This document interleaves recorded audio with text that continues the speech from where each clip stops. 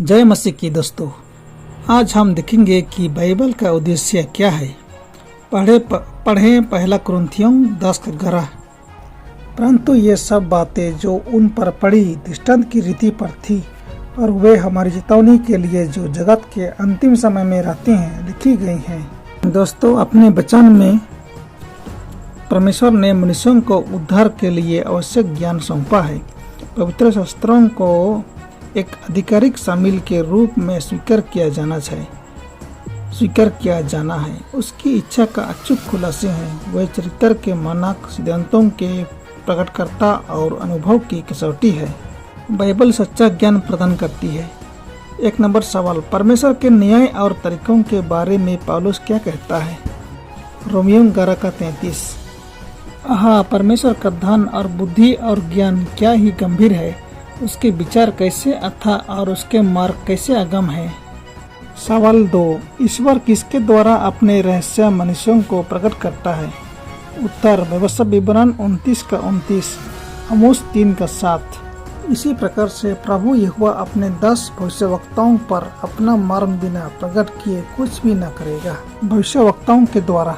सवाल 3, हमें क्या करने को कहा गया है? पढ़ें 2 तीमुथियुस 2:15। अपने आप को परमेश्वर का ग्रहण योग्य और ऐसा काम करने वाला ठहराने का प्रयत्न कर जो लज्जित होने ना पाए और जो सत्य के वचन को ठीक रीति से काम में लाता हो। सवाल 4, क्या हम उस ज्ञान पर भरोसा रख सकते हैं जो हमें बाइबल से मिलता है? नीति वचन 22:20-21 और 2 तीमुथियुस 3:16 और 17। मैं बहुत दिनों से तेरे हित के उपदेश और ज्ञान की बातें लिखता आया हूँ कि मैं तुझे सत्य वचनों का निश्चय करा दूँ, जिससे जो तुझे काम में लगाएं उनको तू सच्चा उत्तर दे सके। संपूर्ण पवित्र शास्त्र परमेश्वर की प्रेरणा से रचा गया है और उपदेश और समझाने और सुधारने और धार्मिकता की शिक्षा के लिए लाभदायक है, ताकि परमेश्वर का जन सिद्ध बने और हर एक भले काम के लिए तत्पर हो जाए। हम परमेश्वर के वचन में पूरी तरह भरोसा कर सकते हैं। कोई निश्चित सिद्धांत नहीं है, लेकिन ऐसा है जो परमेश्वर के वचन के अनुरूप है। यह वचन ही एकमात्र सत्य है। यह सभी सिद्धांत और सभी का निश्चित नियम है, सब जीवन का, और हमें कभी असफल या धोखा नहीं दे सकता। बाइबल क्या करती है? सवाल 5, बाइबल कैसे हमारी मदद करती है? उत्तर, 2 तीमुथियुस 3:16-17। संपूर्ण पवित्र शास्त्र परमेश्वर की प्रेरणा से रचा गया है और उद्देश्य और समझाने और सुधारने और धार्मिकता की शिक्षा के लिए लाभदायक है, ताकि परमेश्वर का जन सिद्ध बने और हर एक भले काम के लिए तत्पर हो जाए। ए, बाइबल डॉक्ट्रिन के लिए लाभदायक है। बी, फटकार लगाती है। सी, बाइबल सुधार लाती है। डी, बाइबल निर्देश देती है। ई, बाइबल द्वारा आदमी परिपूर्ण पुनः सुसज्जित होता है। एफ, हमारे पैरों के लिए दीपक है। भजन संहिता 119:105। जी, आप में जो आशा है उसके लिए एक कारण देने में मदद करता है। पहला पत्रस 3:15। एज, आनंद देता है। हबक्कुक 3:18। परमेश्वर का वचन क्या करने में सक्षम है? पढ़ें इब्रानियों 4:12, उसका अंतिम भाग। क्योंकि परमेश्वर का वचन जीवित, प्रबल और हर एक दोधारी तलवार से भी बहुत तेज है, प्राण आत्मा को गांठ-गांठ और गुदे-गुदे को अलग करके आर पार छेदता है और मन की भावनाओं और विचारों को जांचता है। सभी युग में दार्शनिक और सिखाने वाले दुनिया के सिद्धांतों को आत्मा की जरूरत को पूरा करने के लिए पेश कर रहे हैं। हर मूर्ति पूजक राष्ट्र का महान शिक्षक और धार्मिक प्रणालियाँ मसीह के अलावा कुछ अन्य छुटकारे का साधन पेश करती है। मनुष्यों की आँखों को पिता के चेहरे से दूर कर देती हैं और उनके दिलों को उसके डर से भर देती हैं, जिसने उन्हें केवल आशीर्वाद दिया है। यह अनुग्रह का सुसमाचार केवल है जो परमेश्वर का है, जो आत्मा का उत्थान कर सकता है। उनके पुत्र में प्रकट हुए परमेश्वर के प्रेम का चिंतन दिल को हिला देगा और आत्मा की शक्तियों को जगाएगा, जैसा कि कोई और नहीं कर सकता। मसीह इसलिए आया कि वह मनुष्यों में परमेश्वर की छवि को फिर से बना सके, और जो मनुष्यों को मसीह से उन्हें दूर कर रहा है, मनुष्यों को सच्चे विकास के स्रोत से दूर करता है। वह उन्हें आशा और उद्देश्य और जीवन की महिमा से धोखा दे रहा है। वह चोर और डाकू है। बाइबिल मसीह को प्रकट करती है। सवाल 7, मूसा और भविष्यवक्ताओं ने किसके विषय में लिखा? उत्तर, यूहन्ना 1:45। फिलिप्पुस ने नतनिएल से मिलकर उसे कहा, जिसका वर्णन मूसा ने व्यवस्था में और भविष्यवक्ताओं ने किया है, वह हमको मिल गया। वह यूसुफ का पुत्र यीशु नसरी है। यीशु नसरी के बारे लिखा। सवाल 8, शास्त्र किसकी गवाही देते हैं? यूहन्ना 5:39। तुम पवित्र शास्त्र में ढूंढते हो क्योंकि समझते हो कि उसमें अनंत जीवन तुम्हें मिलता है, और यह वही है जो मेरी गवाही देता है। शास्त्र यीशु की गवाही देती है। सवाल 9, एक मुक्तिदाता का वादा सबसे पहले बाइबल में कहाँ प्रकट किया गया है? उत्तर, उत्पत्ति 3:15।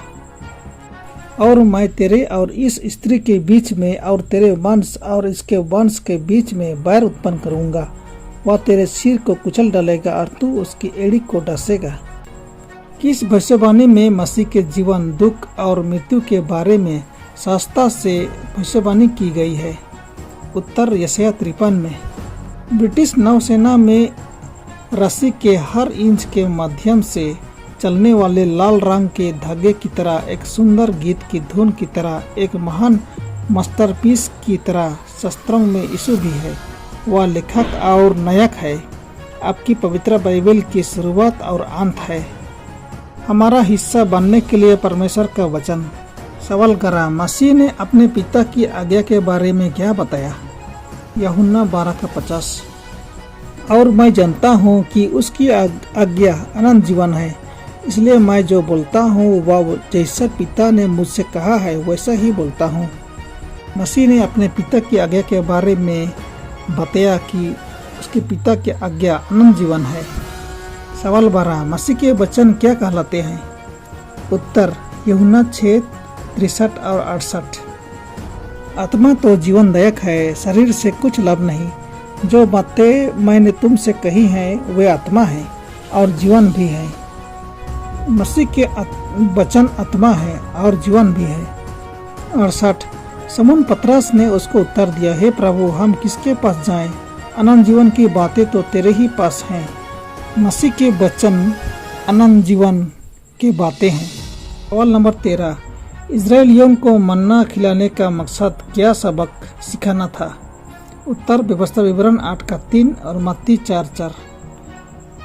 उसने तुझको नम्र बनाया और भूखा भी होने दिया। फिर वह मन्ना जिससे ना तू और ना तेरे पुरखा भी जानते थे, वही तुझको खिलाया, इसलिए कि वह तुझको सिखाए कि मनुष्य केवल रोटी ही से नहीं जीवित रहता, परंतु जो जो वचन यहोवा के मुंह से निकलते हैं उन्हीं से वह जीवित रहता है।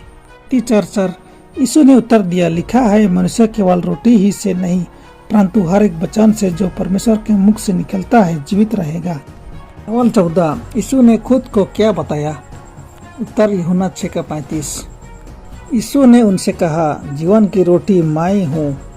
जो मेरे पास आएगा वह कभी भूखा ना होगा, और जो मुझ पर विश्वास करेगा वह कभी प्यासा ना होगा।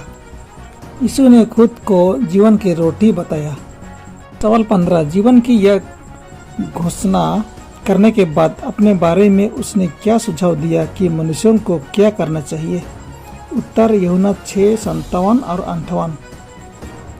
जैसा जीवते पिता ने मुझे भेजा और मैं पिता के कारण जीवित हूँ, वैसा ही वह भी जो मुझे खाएगा मेरे कारण जीवित रहेगा। जो रोटी स्वर्ग से उतरी यही है, पूर्वजों के समान नहीं कि खाया और मर गए। जो कोई यह रोटी खाएगा वह सर्वदा जीवित रहेगा। सवाल 16, उसने अपना मांस खाने और उसका लहू पीने के लिए जिन प्रतीकों का इस्तेमाल किया था उनकी व्याख्या उसने कैसे की? यूहन्ना 6:63। आत्मा तो जीवनदायक है, शरीर से कुछ लाभ नहीं। जो बातें मैंने तुमसे कही हैं वे आत्मा है और जीवन भी है। दोस्तों ध्यान दें, सबसे पहले हमें अपनी आत्मा की भूख मिटाने के लिए बाइबल पढ़नी चाहिए। जब हम परमेश्वर के लिखित वचन को पढ़ते हैं और उसके विचारों को प्राप्त करने के लिए अपने मन को खोलते हैं तो वह हमसे वैसे ही बात करेगा जैसे उसने दाऊद, यशायाह और दानियेल से बात की थी। हमें उससे जानने की आवश्यकता है और हम उससे उसके वचन के द्वारा सर्वोत्तम जान सकते हैं। पूर्व में जन्मी और प्रचय रूप और अलंकार धारण किए हुए बाइबिल परिचित पैरों के साथ पूरी दुनिया के मार्गों में चलती है और हर जगह अपना खुद का पता लगाने के लिए भूमि के बाद भूमि में प्रवेश करती है। इसने मनुष्य हृदय में सैकड़ों भाषाओं में बोलना सीखा है। यह राजा को यह बताने के लिए महल में आता है कि वह परम प्रधान का सेवक है और झोपड़ी में किसान को यह विश्वास दिलाने के लिए कि वह ईश्वर का पुत्र है। बच्चे विस्मय और प्रसन्नता के साथ इसकी कहानियाँ सुनते हैं और बुद्धिमान लोग उन्हें जीवन के दृष्टांतों के रूप में मानते हैं। इसमें संकट के समय के लिए प्रकाश के शब्द हैं। इसके वचन लोगों की सभा में दोहराए जाते हैं और इसके सलाह अकेले लोगों के कान में फुसफुसाती है। इसकी चेतावनियों पर बुद्धिमान और अभिमानी कांपते हैं, लेकिन घायल और पश्चाताप करने वालों के लिए यह एक माँ की आवाज़ है।